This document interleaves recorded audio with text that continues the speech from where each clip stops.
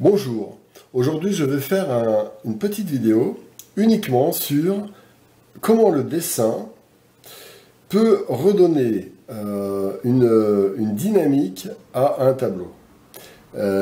J'ai un tableau qui est en phase intermédiaire, on va dire, et uniquement avec le dessin, donc avec une pierre noire, je vais le compléter. C'est un type de dessin de pastel un petit peu différent de ceux que j'ai montré auparavant, mais qui peut être très précieux, très utile pour certaines personnes qui aiment le dessin.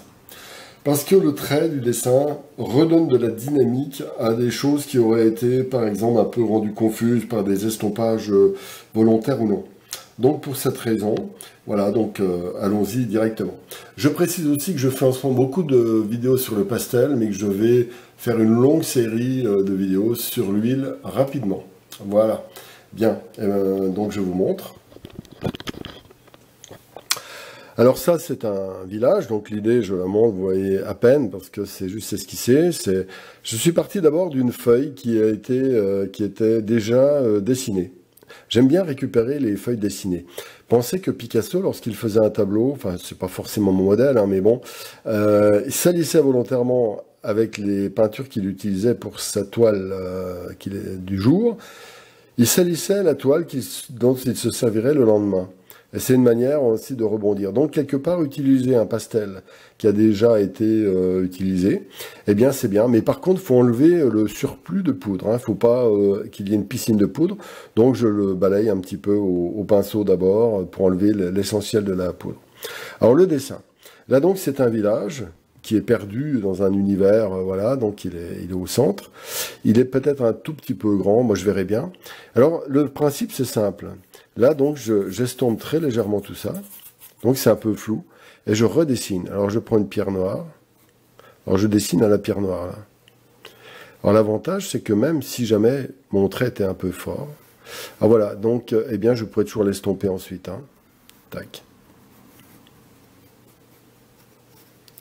Alors, tout ce que je reconstruis crée une espèce de jeu marrant. Alors, j'ajoute des chiens ici, etc.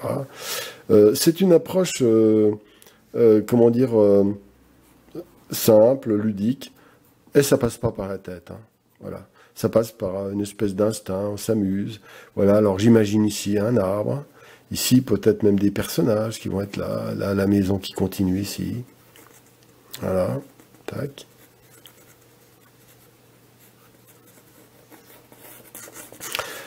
Alors ça, c'est important. Moi, j'aime bien faire ça. Parce que ça crée une espèce de lien filamenteux sur lequel ça crée un liant inconscient. Il sera très léger. Il ne va pas être trop envahissant, mais il crée une petite trame de lien entre toutes choses. Voilà. Donc là, le noir, il ne faut pas en abuser non plus. Il ne faut pas colorier tout avec du noir. Je ne fais que préciser certains traits. Alors parfois, je le fais de manière minutieuse. Parfois, je le fais de manière enlevée, comme ça, volontairement. Voilà, tac.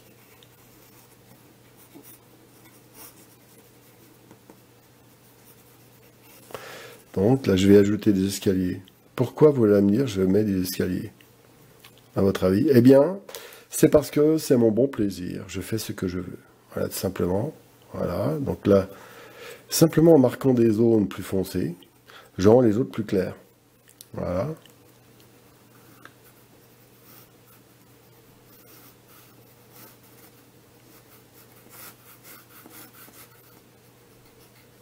Voilà, comme ça, tac. Alors j'aime bien aussi faire une espèce de jeu d'effet de matière qui peut être agrémenté des fois par des couleurs, là je suis vraiment, voilà, très légère, qui complète, c'est la couleur que j'ai mise dans le fond. Et chaque fois, je vais grignoter certaines zones qui me semblent confuses. Voilà, tac. Et je redessine tout de suite. Là, la fontaine qui est là, hop, fontaine de la lune. Voilà.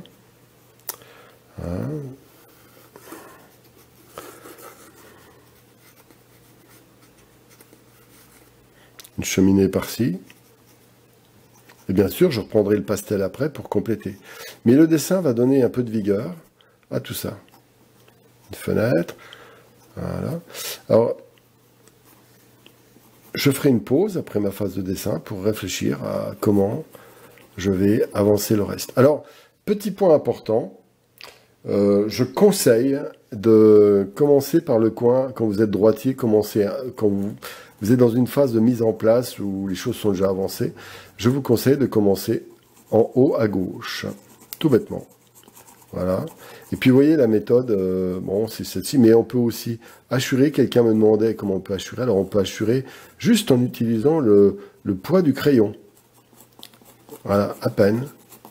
Voilà. Et puis des fois on peut alterner, c'est-à-dire ces zones qui sont trop tramées, je les casse avec un... Voilà. Bah, c'est tout bête, mais cette technique permet d'enrichir un dessin, un pastel de paysage, un portrait, n'importe quoi. Ça redonne une vie, ça donne une vitalité. Parce qu'une grande partie des traits que vous ajoutez, finalement, sont faits avec une part non négligeable d'inconnu, de mystère, comment dire, d'imprévu. Et c'est ce qui donne beaucoup de charme en général au tableau. Faut pas que ça passe par la tête. En fait, l'intelligence ne passe pas par la tête. Elle passe par la sensibilité, mais jamais par la tête. Les gens qui ne raisonnent que par la tête, ils finissent les nerfs, vous vous rendez compte, les pauvres. Voilà. Allez, voilà. Bon, bah, vous pouvez vous abonner. Surtout, entraînez-vous à dessiner. Ça vous fera un apprentissage de dessin supplémentaire. Le plaisir de peindre. Le plaisir, par exemple, de donner de la vitalité, de jouer surtout. Voilà. Le jeu, le jeu, le jeu. Voilà. Donc, c'est la technique du dessin. Vous voyez, simplement ça a légèrement tonifié. Je ne vais pas faire tout le tableau, bien entendu. Hein. Je vous montre juste une zone qui a été faite à peu près. Voilà. À la prochaine.